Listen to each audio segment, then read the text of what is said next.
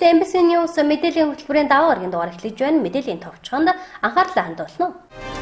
Коронавирус дэлхийн 150 орнд бүртгэгдээд байна. Аймгийн хэмжээнд өдөржүүлсэн бэлэн байдлыг 3 дугаар сарын 30 хүртэл үргэлжлүүлэхээр шийдвэрлээ. Аймгийн хөтөлбөр халамжлалын газраас хөтөлбөр хэлтийг дэмжих төсөл хөтөлбөрүүдийг зарлж эхэллээ. Аймгийн нийгмийн эдийн засгийн 2020 оны 2 дугаар сарын статистик мэдээллийг танилцууллаа. Эдгээр болон бусад мэдээллийн дэлгэрэнгүй анхаарлаа хандуулна. Мэдээлж байна. Шинэ коронавирустай холбоотой цаг үеийн асуудлаар эрүүл мэндийн яам болон холбогдох байгууллагууд өдөр бүр мэдээлэл хийж байгаа үлээ. Өнөөдрийн байдлаар коронавирус дэлхийн 150 орнд бүртгэгдээд байна. Монгол улсад 945 хүн ажиглалтанд байна. Өнөөдрийн байдлаар коронавирусын тохиолдол дэлхийн 150 орнд бүртгэгдээд байна. Харин өнгөрсөн 7 хоногт 40 оронд сүүлийн 24 цагт 11 оронд шинээр бүртгэгдсэн байна. Улмаар цар тахал нэлээд удаан хугацаагаар үргэлжлэх магадaltaй байгаа гэж эрүүл мэндийн яамны олон нийтэд харилцах тандалт шуурхай удирдлагын хэлтсийн дарга Наран гэрэл өнөөдрийн мэдээлэлд дурдсан юм. Дэлхийн эрүүл мэндийн байгууллагын 3 дугаар сарын 16-ны өдрийн мэдээгээр шинэ коронавирусын 10,982 тохиолдол бүртгэгдсэн. Нийтдээ 167,223 тохиолдол бүртгэгдээд байна. Шинээр 11 улсад уг вирусын тохиолдол илэрсэн. Үүнд Казахстан, Америкийн бүсийн, Корико болон Африкийн бүсийн 7 улс ороод байгаа юм. Сүүлийн 24 цагт дэлхийн хэмжээнд 343 хүн нас барж, нийт нас баралтын тоо 6,456-д хүрээд байна. Бүгд найрамдах хятад улсад 1 хоногийн дотор 27 шинэ тохиолдол бүртгэгдэж, 10 хүн нас барсан. Бүгд найрамдах Солонгос улсад 76 шинэ тохиолдол бүртгэгдэж, 3 хүн нас ороод байна. Харин Итали, Испани, Иранд халдварын тархалт нэмэгдсэн хэвээр байна. Манай улсад 2 с жигтэй тохиолдол 945 хүн ажиглалтанд байна. За өнөөдрийн байдлаар шинэ коронавирус COVID-19 дэлхийн 150 орнд бүртгэгдсэн байна. За шинээр Узбекистан, Африкийн 9 улс, Америк твийн 1 оронд нийтдээ 11 улсад бол өвчлөлт шинээр бүртгэгджээ. За нийтдээ 167,223 хүн одоо өвчлөлт халдвар авч 6,456 хүн бол нас алсан байна. За өвчлөлийн бол ихэнх тохиолдол нь бол Европ төвд бүртгэгдэж байна. Иран, Итали, Герман, Франц, Америкийн нэгдсэн улс, Испани, Англи, Швейцар, Швед, Грек, Норвеги, Бельги, Австри, Финлянд улсад бол өвчлөл бол голомтлон эрчимтэй тархаж байна. За Монгол улсын хувьд бол өнөөдрийн байдлаар 2 с жигтэй тохиолдол 945 хүн ажиглалтанд аваад хянагдаж байна. Манай аймгийн хувьд өнөөдөр Англи улсын иргэнээс 2 дахь шилжигнээс харьцыг авч Улаанбаатар хот руу өнөөдөр илгээж байна. Ингээд англи хүний шинжилгээнээс харьц одоо гарсны дараа дахин одоо арга хэмжээ авч ажилланаа. Одоогоор бол биеийн байдал нь хэвийн ямар нэгэн шинж тэмдэг бол өгөхгүй байгаа.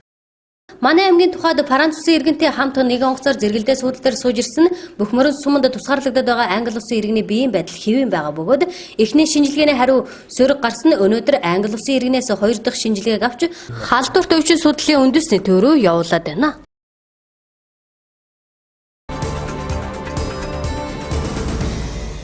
Дараагийн мэдээ. Аймгийн онцгой комиссийн шуурхай штаб хуралдаж өндөржүүлсэн бэлэн байдлыг аймгийн хэмжээнд үргэлжлүүлэхээр шийдвэрлээ. Энэ шийдвэрийн хүрээнд барааны зах, бар, ресторан, зоогийн газар, PC тоглоомын төвүүд болон олон нийтийн үйлчлэгээний газруудыг 3 дугаар сарын 30 хүртэл ажилуулахгүй байхаар шийдвэрлсэн юм. Харин өнөөдрөөс эхлэн барааны болон барилгын материалын дэлгүүрүүд хэвийн үйл ажиллагаагаа явуулж эхлэж байна. Мөн хот болон сум аймаг хоорондын тээврийн хэрэгслийн хөдөлгөөнийг хэвийн үргэлжлүүлэхээр боллоо.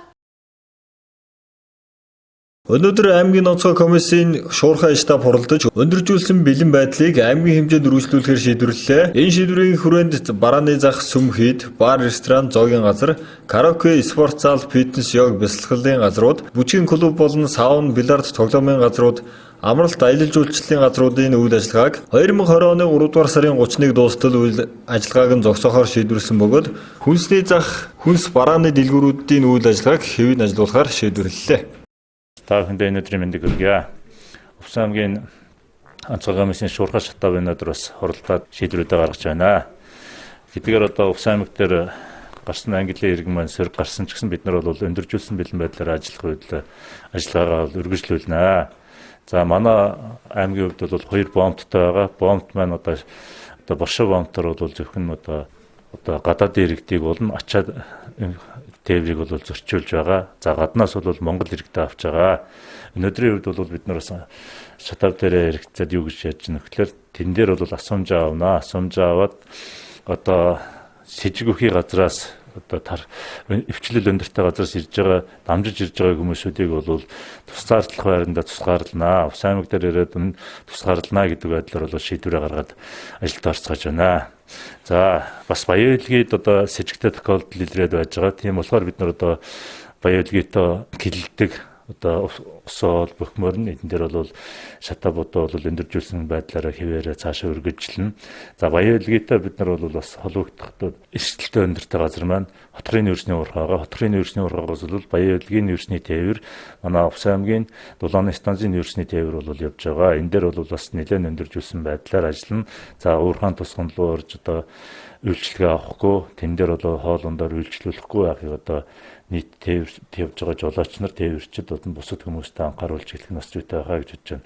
Гэтэгээр баян хэлгээд сэжигтэй тохиолдол гээд одоо аймгаа хаачсан байж хахад бид нар бол яг нүүрсний тээврийг нь бол явуулж байгаа. Тэр утгаараа одоо энэ дээр бас ингэж өндөржүүлсэн бидэн байдлаар хамгаалалт хийж ажиллах болохгүй байгаамаа. За ресторан хоолны газруудыг бол 30 хүртэл одоо ажилуулахгүй байя гэдэг дээр бол шийдвэр гарч байна. Бараан засхыг ажилуулахгүй бай. За энэ дээр бол бас бараан засгийнхаа дэлгүүрүүд бусад үйлчлэгээний газруудыг бол ажилуулна. За тэгтээ зөвхөн журмын дагуу ингээд хамгаалалт хийгээд ажилуулах юм байгаамаа.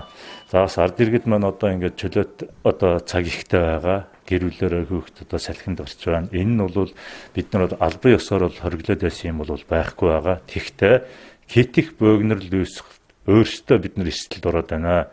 Тэрнээс нь хамгаалаад одоо бид нэг улаан булгаад байгаа бөөгнөр хитих олгуулаа бөөгнөд байгаа ийм юмнуудыг бол бас тараагаад байгаа. Тэгтээ агаар салхинд гарах одоо ингээд 20 цээр тавигдсан постуудаар дамжуулж байгаа тохиолдол бол өөрсдөө ард иргэд маань бас ингээд гэр бүлээ ингээд хэмжээнд агаар салхиндаа гардаг юм бас гээч. Тэгэхгүй бол хит олон хүнтэй байгаа газар дээр очиод бөөгнөд нөгөө бидний хамгаалаад байгаа юмны эсрэг болоод байна. Энэ дээр бол бид нар бас арга хэмжээ авч ажиллаад байгаа шүү. Зарим иргэд маань одоо буруу ойлголтойгоор та нар зөвшөөр бид нар энийг тоглоулах ёстой, зөвшөөрөх ёстой энэ төр гэдэг дээр одоо буруу ойлголттой яваад байгаа. Энийг бол бас нэгтэлтэй гарч бид нар бас өөртөө хамгаалж байж бид нар одоо энэ эсрэглээс хамгаална гэдэг бас хэлхэн зүйтэй байхаа гэж бодож байна.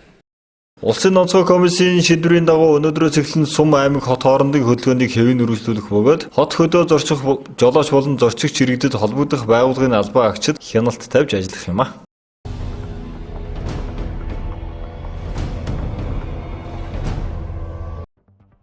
Нийслэлийн цагдаагийн газрын дэд дарга хурандаа бат өгсөн мэдээлснээр нийслэлийн засаг даргын захирамжийн дагуу өнгөрсөн хугацаанд давхарцсантайгаар 6000 аж ахуй нэгж байгууллагад хяналт тавьж ажилласан гарч буй зөрчлийн дийлэнх нь гар дээрээс архи согтууруулах хундаа худалдаалах төргийн үйлчилгээний цэгт утаат тамхи худалдан борлуулах мөн гэр орондоо олноор цугларах зэргээр ахын хүрээнд архитан согтуурах зөрчил ихээр гарсан байна. Мөн 20 цэрийн хугацаанд архины хордлогод орсон иргэдийн тоо эрс нэмэгдсэн байна. Иймд ахын хүрээний архиталтаас улбаата гэмт хэрэг зөрчил гарахаас урьдчилан сэргийлэх гэр бүлийн хүчирхийлэл гаргахгүй байх талаас тогтмол хяналт шалгалт хийж хуваарьтай эргүүлээр ажиллах шаардлагатай байгааг хотын захирагч энэ үеэр онцгойлон сануулсан байна.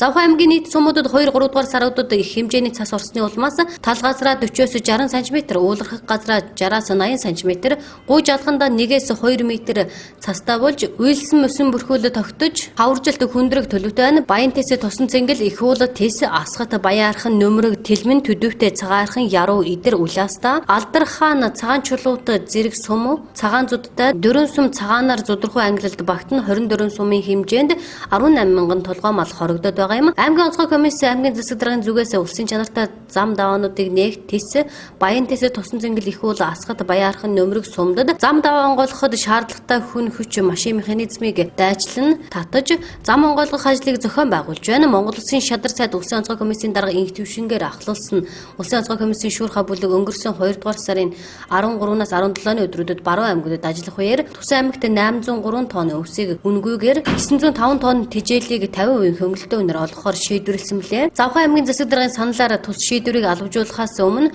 буюу сар шинийн баяраас өмнө малчны хотод хүргэхийг зөвшөөрсөн болно. Иймд Завхан аймгийн онцгой комиссээс улсын нөөцөөс олгосон дээрх өвс тэжээлийг сар шинийн баярын өмнө өвлжилт хүндэрсэн сумдтай хуваарлаж малчтын хотод хүргэх ажлыг зохион байгуулсан байна. Монгол Улсын шадар сайдын дээрх шийдвэрийг 2020 оны 3 дугаар сарын 11 өдрийн хурлаар алавжуулж бусад аймагуудын хамтаар 8.3 мянган тонн өвс тэжээл хуваарлахаар шийдвэрлсэн болно. Иймд зарим хэвлэл мэдээллийн хэрэгслүүдээр мэдээлж буй Улсын онцгой комиссоос Зудтай аймаг сумдад дахин 8.3 мянган тонн өвс тэжээл хуваарлсан гэх мэдээлэл ташаа болохыг албан ёсоор мэдэгдэж байна. Улсын нөөцөөс 579 тонн өвс 450 тонн тэжээлийг хөнгөлөлт үнээр малчтад олгох тухай хүсэлтийг Завхан аймгийн засаг даргын 2020 оны 3 дугаар сарын 1-ний өдрөө Улсын онцгой комиссэд тавиад байгаа болно хэмээн онцгой байдлын ерөнхий газраас мэдээллээ.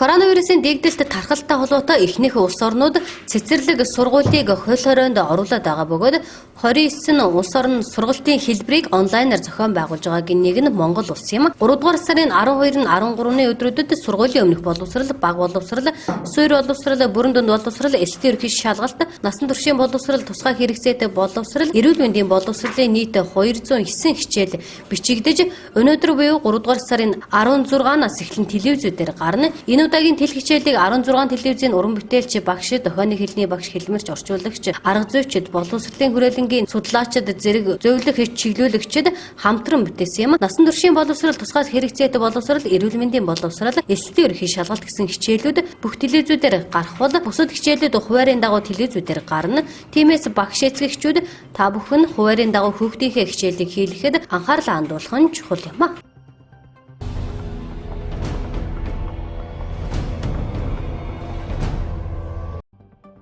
Улс хот орнын тээврийн хэрэгслийн хөдөлгөөнийг өнөөдөр буюу даваа гарагийн өглөөний 7 цагаас нэгтэй холбоотойгоор орон нутгаас Улаанбаатар хотын чиглэлд зорчих тээврийн хэрэгслийн хөдөлгөөний ачаалал нэмэгдэх тул та бүхэн анхаарал болгоомжтой замын хөдөлгөөнд оролцохыг анхааруулж байна. Шалган нэвтрүүлэх товчоо хяналтын цэгүүдээр нэвтрэх зорчигчдоос эрүүл мэндийн байдал болон эрсдлийг тодорхойлох зорилгоор зорчигчийн асуумжийн хуудасаар судалгаа авах бөгөөд тухайн хэсгүүдэд хөдөлгөөний ачаалал хүлээгдэл бий болох тул иргэд жолооч нар эмгцэгцтэй ажил үргээ гүйцэтгэж буй хүмүүсийн үйл ажиллагаанд хөндрөл учруулахгүй байхыг зөвлөж байна.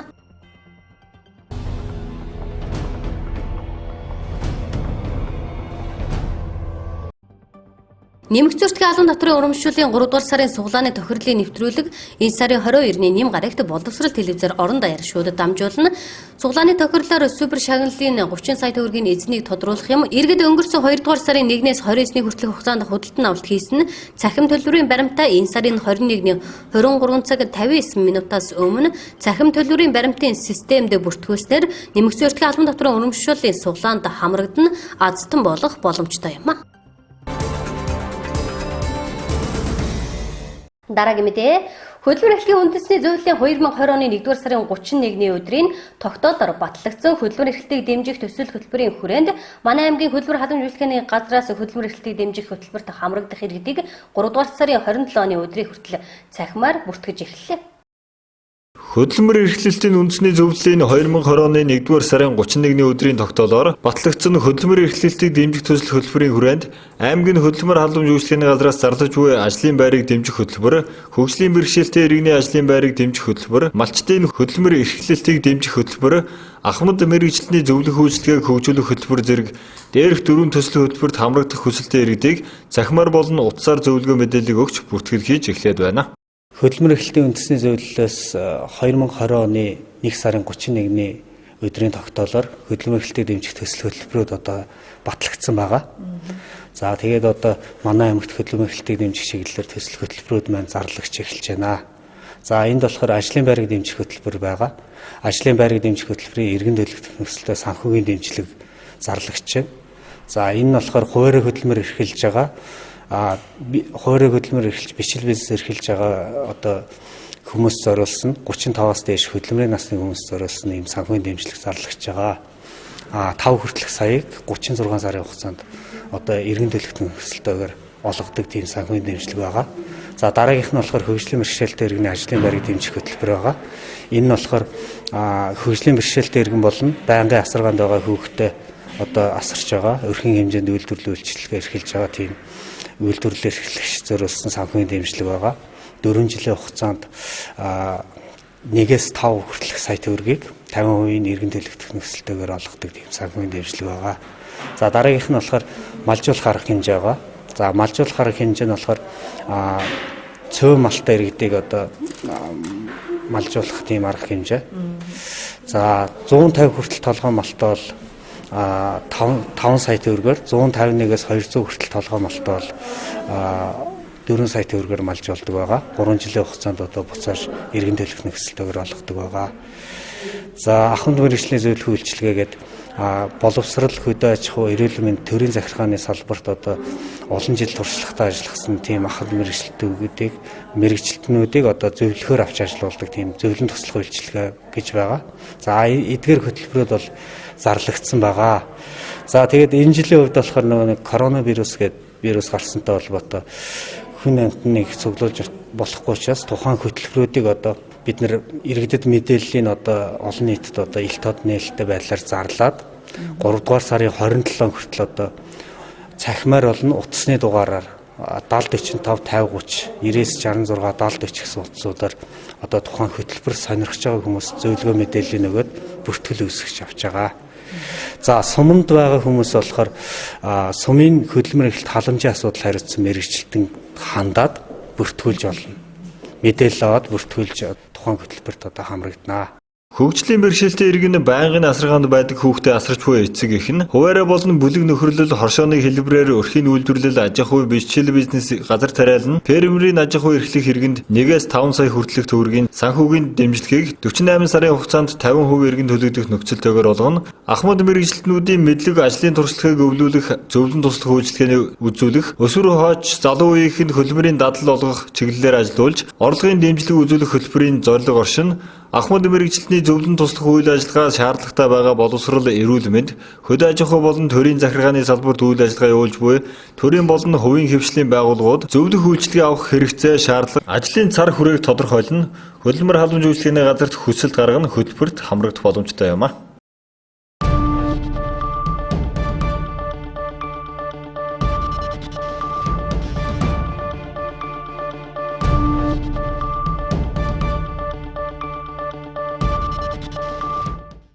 MBC-ний ус мэдээллийн хөтөлбөр тодорхойлол болонгоор үргэлжлэж байна. Аймгийн статистикийн хэлцээс нийгмийн эдийн засгийн 2020 оны 2 дугаар сарын статистик мэдээллийг танилцууллаа.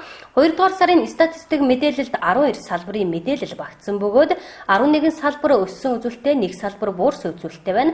Дэлгэрэнгүй мэдээллийг тодорхойлол болонгоос хүлээн авч үзнэ.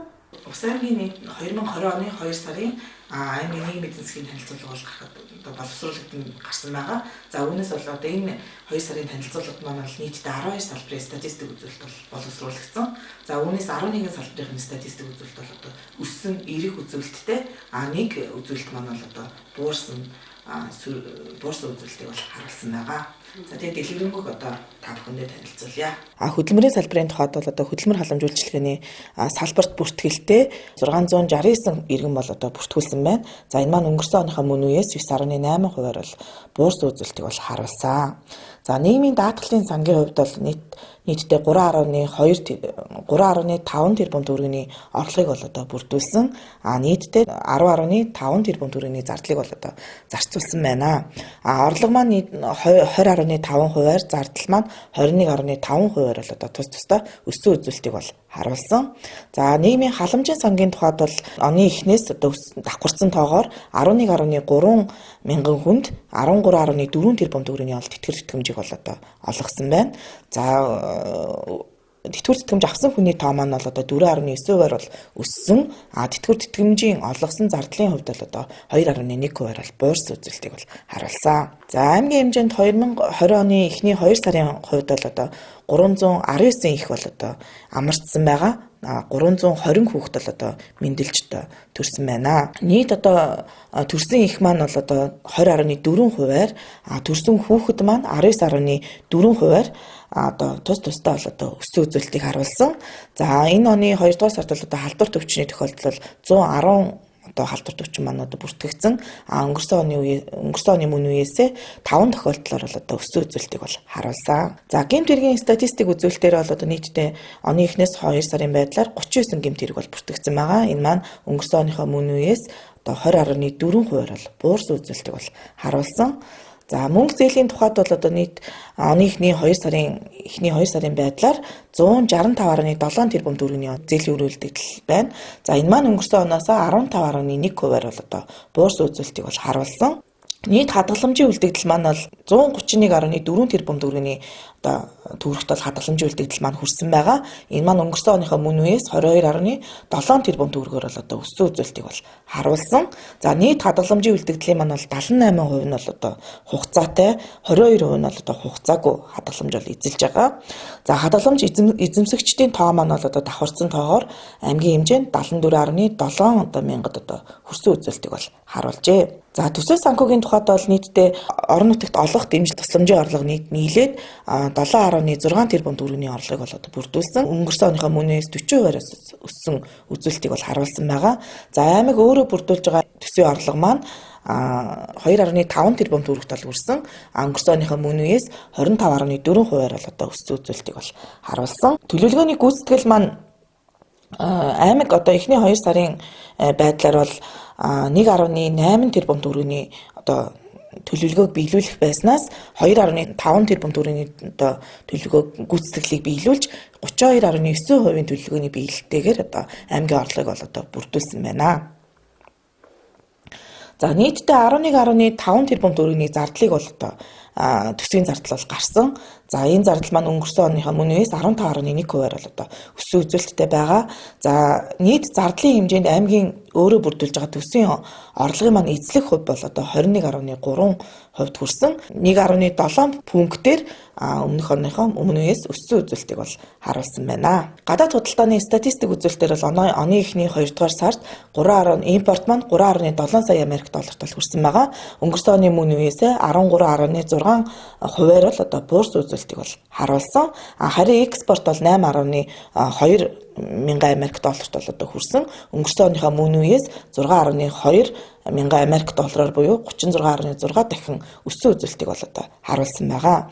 За экспорт маань өмнөх оны мөн үеэс 6.2 мянган Америк доллараар одоо өсөхөд маань бол хэвс, гомон, болсон будаа экспортлсон одоо голлох нөлөөг бол одоо үзүүлсэн байна. Хэрэглээний бараа үйлчилгээний үн одоо энэ оны 2 дугаар сард бол одоо өмнөх сараас 1.1%-аар өмнөх сарын оны эцэс одоо 19 оны 12 сараас бол одоо 1%-аар за 19 оны 2019 оны 2 дугаар сараас 7.3%-аар одоо тус бол өссөн үзүүлэлтийг бол харуулсан байгаа. За хэрэглээний бараа үйлчилгээний үн маань энэ одоо оны 2 дугаар сард өмнөх оныхоо мөн үеэс 7.3%-аар өсөхөд бол хүнсний бүтээгдэхүүний бүлгийн үн бол одоо 9.2%-аар, төрш шатхуун бүлгийн үн бол одоо 14.7%-аар, гэр ахуйн тавилга, гэр ахуйн барааны одоо бүлгийн үн бол одоо 6.7%-аар, боловсролын салбарын бүлгийн үн маань бол одоо 23.7%-аар одоо өссөн. Гол нь нөлөөлсөн үзүүлэлтийг бол үзүүлсэн байгаа. За хэрэглээний бараа үйлчилгээний үнд өнгөөрөө одоо өмнөх сараас 1.1%-аар бол одоо өсөхт нь хүнсний барааны бүлгийн үн 3.1%, үүнээс сүүс үн бүтээгдэхүүний дэд бүлгийн үн бол одоо 5.5, мах махан бүтээгдэхүүний дэд бүлгийн үн бол 7%-аар өссөн нь одоо гол нь нөлөөсөн байна. За ажил дээрийн статистикийн салбарын хувьд бол нийтдээ нийт үйлдвэрлэл маань оны үнээр бол 3.1 тэрбум төгрөгийн төгрөгт бол одоо хүрсэн байгаа. Өнгөрсөн оныхоо мөн үеэс 30.2%-аар бол одоо өссөн үйлдвэрлэлийг бол одоо хийсэн байгаа. За үүнд боловсруулах үйлдвэрлэлт бол 80.1%, дулаан усан хангамжийн үйлдвэрлэлт 13.9%, уул уурхайн олборлолт одоо 87.9%-аар бол одоо тус өссөн үзүүлэлттэй байна. За энэ онд аж ахуйн нэгжүүд маань бол одоо 44 нийт төрлийн бүтээгдэхүүн үйлдвэрлэснийг өнгөрсөн оны мөн үетэй харьцуулахад бол 15 нийт төрлийн бүтээгдэхүүн одоо үйлдвэрлэлтэнд 15 нийт төрлийн бүтээгдэхүүний үйлдвэрлэлтэнд бол одоо өсөлт бол гарсан. Үүнээс өмнөх оны мөн үед одоо үйлдвэрлэж байгаагүй 13 нийт төрлийн бүтээгдэхүүнийг бол одоо шинээр үйлдвэрлэж бий болгосон байна. За аж үйлдвэрийн салбарын борлуулсан одоо бүтээгдэхүүн эхний 2 сард бол одоо 3.2 тэрбум төгрөгт бол хүрсэн. Өмнөх оныхоо мөн үеэс 19.9%-аар бол одоо өссөн үзүүлэлтийг бол харуулж байна. За хөдөө аж ахуйн салбарын тухайд том малын зүүн үсгийн хоригдлол одоо эхний 2 сарын байдлаар 3.3 мянган болсон байгаа. За энэ маань өнгөрсөн оныхоо мөн үеэс 33 мянган толгоогоор буюу 11 дахин буурсан юм үзүүлэлтийг бол харуулсан байгаа. Иргэд хэрэглэгч та бүхэндээ 2020 оны 2 дугаар сарын аймгийн нийгмийн эдийн засгийн танилцуулгыг та бүхэндээ хүргэлээ. Анхаарлаа хандуулсан та бүхэндээ баярлалаа.